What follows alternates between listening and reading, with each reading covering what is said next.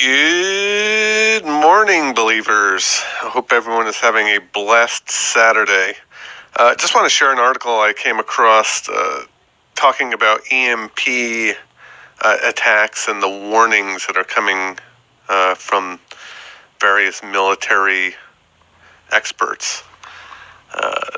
One expert's warning, U.S. will cease to exist and 90% of its population will die based on a potential attack from the national electric grid from an EMP weapon.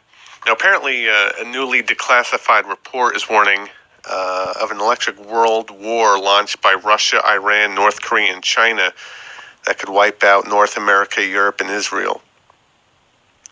And really what this is these countries, Russia, Iran, North Korea, China, they're building EMP weapons. And really what it is using a primitive nuclear weapon, detonating it high above the sky, some 30 kilometers in the atmosphere, which can really wipe out our electrical grid.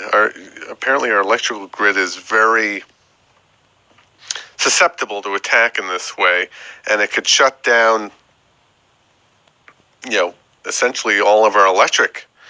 And they're saying 9 to 10 Americans would die from starvation, disease, societal collapse if this happens. America would cease to exist.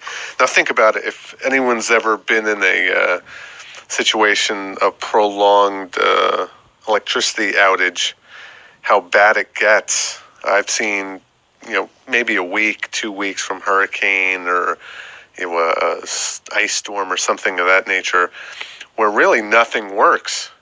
You have no gas. You can't pump your gas because all the gas stations run on electric. Those pumps, they run on electric to fill your gas tank, so you can't get around. Your food, it's all spoils.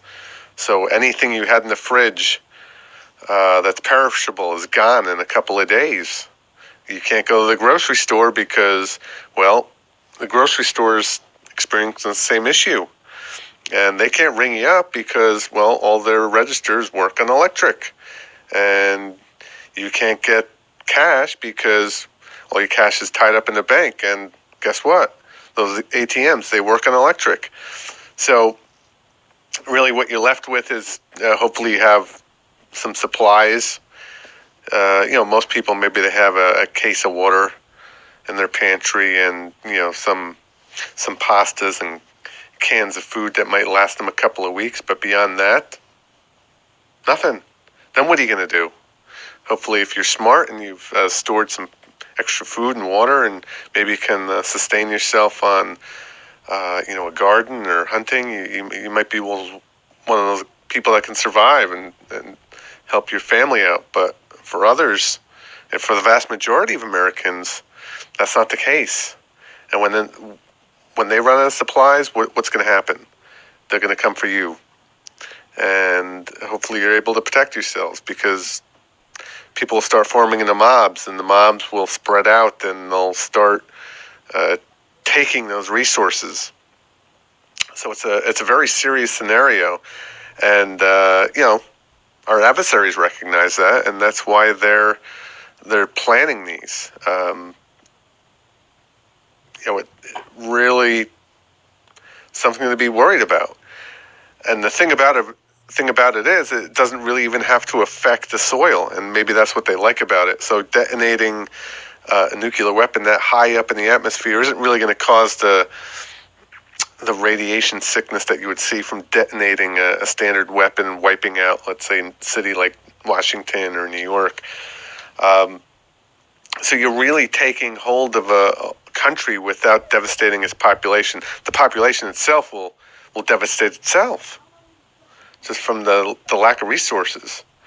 So apparently the good news is that the fixes for this are fairly inexpensive. The precautions that the electric companies have to take to prevent this type of catastrophe are fairly inexpensive, and they're easy. The bad news is they're just not doing it.